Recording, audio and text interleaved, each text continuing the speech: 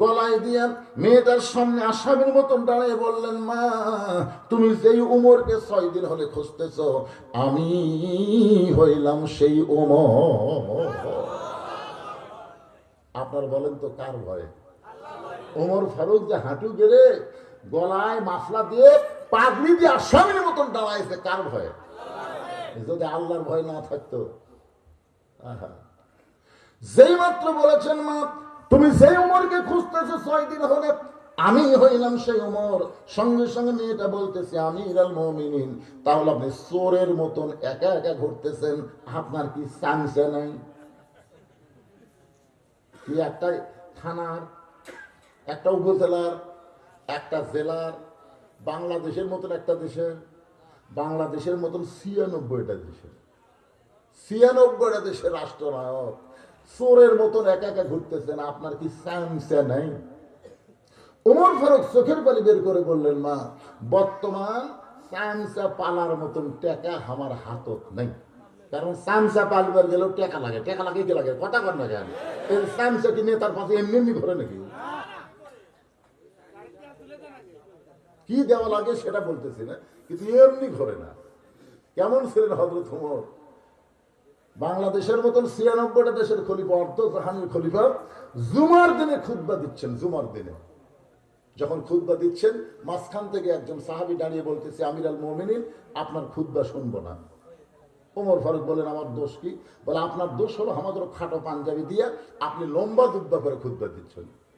আমাদেরকে খাটো দিবেন আর আপনি লম্বা জুব্বা পরবেন, এই জুব্বা কোথায় পাইলেন? যতক্ষণ পর্যন্ত না বলবেন ততক্ষণ আপনার খুতবা আমরা শুনবো না। কি চামচা পালবি? শুধু পাঞ্জাবি একটু লম্বা হচ্ছে তাই আর খুতবা শুনবি না। ওমর ফারুক আল্লাহর ভয় ছোট বাচ্চার মতন যখন কাঁদতেছে, এমন সময় আব্দুল্লাহ ইবনে ওমর 6 লক্ষ হাদিসের হাফেজ, 30 পারা কোরআনের হাফেজ, জোরে কোন সুবহানাল্লাহ। ওমর ফারুকের ছেলের যোগ্যতা হলো 30 পারা কোরআনের হাফেজ, 6 লক্ষ হাদিসের হাফেজ।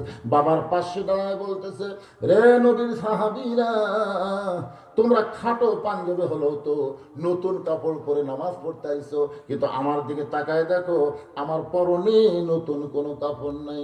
ওসমান গনি বলতেছে, আব্দুল্লাহ, আজকে জুমার দিনে সবাই নতুন পোশাক পরেছে, তুমি কেন নতুন কাপড় পরলা না?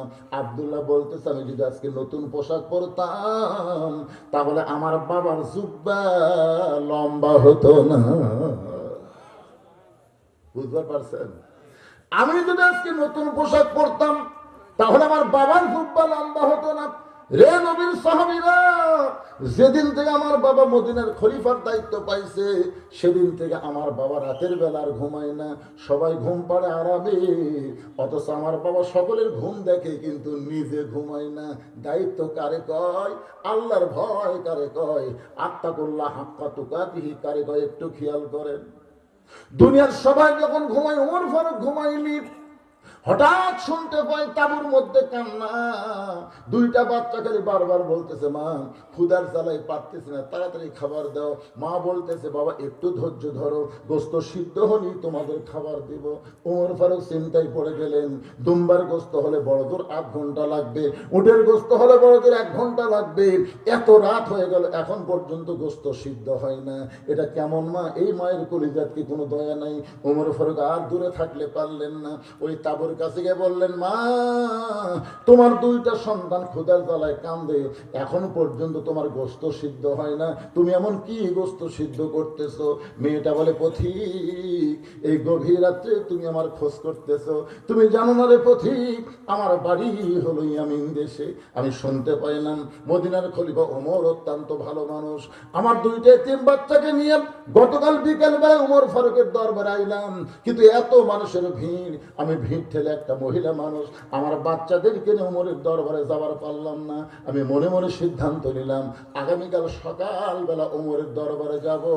এই মনে করে মরুভূমির মধ্যে তাঁবু টাঙ্গাইয়া আমার 2টা বাচ্চাকে বুকের মধ্যে নিয়ে আমি যখন ঘুমাবার চাই, আমার 2টা বাচ্চা ক্ষুধার জ্বালায় বারবার যখন কাঁদে, আমি শুধু সান্ত্বনা দেওয়ার জন্য পাতিলে পানি আর পাথর দিয়ে নিচে আগুন জ্বালায় বলতেছি, বাবা গোস্ত সিদ্ধ হলেই তোমাদের খাবার দেব।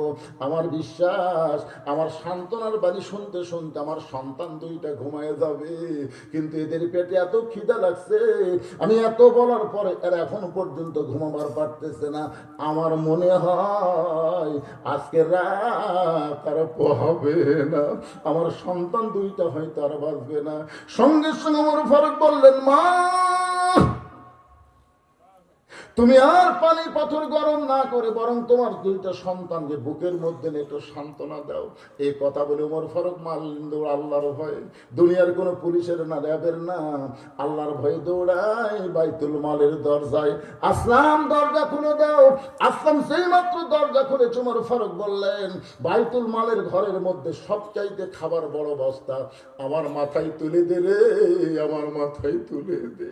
আসলাম বলে, আমিরাল মুমিনিন, আপনি হলেন নেতা, আমি হলাম চাকর, বস্তা কোথায় নেওয়া লাগবে বলেন, আমি বস্তা পৌঁছায় দেই। ওমর ফারুক বলে, আসলাম একজনের পাপের বোঝা আর একজন কোনোদিন মাথায় নেয় না, দে আমার মাথায় উঠায় দে। ওয়াউলিল আমরি মিনকুমকে মানতে গিয়ে আসলাম যখন ওমর ফারুকের মাথায় বস্তা তুলে দেয়, ওমর ফারুক দুই হাতে বস্তা ধরে জোরে যখন দৌড়ায়, পিছন দিক থেকে আসলাম বলে, আমিরাল মুমিনিন, আপনি পড়ে যাবেন, আপনার কষ্ট হবে, এমনি জোরে দৌড়াইলে মানুষ পড়ে যায়, আর বস্তা মাথায় নিয়ে দৌড়াবেন যদি পড়ে যান। ওমর ফারুক আসলাম রে, সময় মতো যদি পৌঁছতে না পারি তাহলে জাহান্নামের শিকল দিয়া আল্লাহ ওমরকে আটকায় ফেলবে। এক দৌড়ে মা তাবুর নিকটে বললেন, তোমার সন্তান দুইটাকে জীবিত আছে। মেয়েটা বলতেছে এখন পর্যন্ত জীবিত আছে, তাহলে আসো তুমি রুটি আর হালুয়া তৈরি করো। মহিলা রুটি হালুয়া তৈরি করে যখন ওমর ফারুকের হাতে দেয়, ওমর ফারুক দুইটা সন্তানকে দুই উরাতের উপরে নিয়ে ওই রুটি ছিঁড়ে হালুয়া নিয়ে যখন মুখে দেয়, দুইটা বাচ্চা খায় ফেল ফেল করে ওমরের দিকে তাকায় থাকে। ওমরের গাল বয়ে পানি টস টস করে পড়তেছে। বাচ্চা দুইটা চোখের পানি মুছে দিয়ে বলে, কে গো তুমি? আমরা বাবা হারাইছি, আমাদেরকে আদর সোহাগ দেওয়ার কেউ নাই, এই গভীর রাত্রে আমাদের মুখে রুটি হালুয়া তুলে দিয়ে এমন করে তুমি কাঁদতেছো, তুমি কে গো, কি তোমার পরিচয়? ওমর ফারুক বলে, আল্লাহ এই অধমকে জাহান্নামের আগুন থেকে তুমি বাঁচায়া দাও। মেয়েটা বলতে, পথিক রে, আমি ভালো মানুষের গল্প শুনেছি, কিন্তু মানুষ এমন ভালো হয় কোনোদিন আমি কল্পনা করি নাই।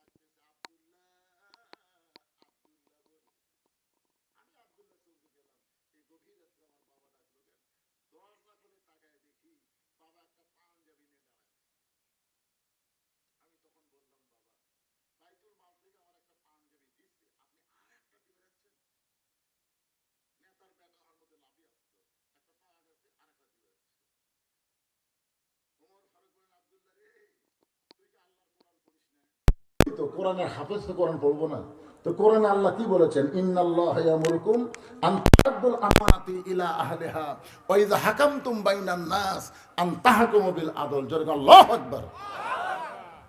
তুই কেমনে বিশ্বাস করলি? তুই কেমনে বিশ্বাস করলি? একটা পাঞ্জাবি, সবাই তাকায় আছেন, কে আসতেছে? প্রধান মেহমানের আগমন, প্রফেসর সাহেব ডক্টর মাওলানা মোহাম্মদ আব্দুল সামাদ সাহেবের আগমন। লিল্লাহে তাকবীর। হ্যাঁ, খুব খেয়াল করেন যেটা বলতেছিলাম। তো ছোট পাঞ্জাবি পরে আমি যদি খুতবা দিই, আবার আনমনা হয়ে গেলে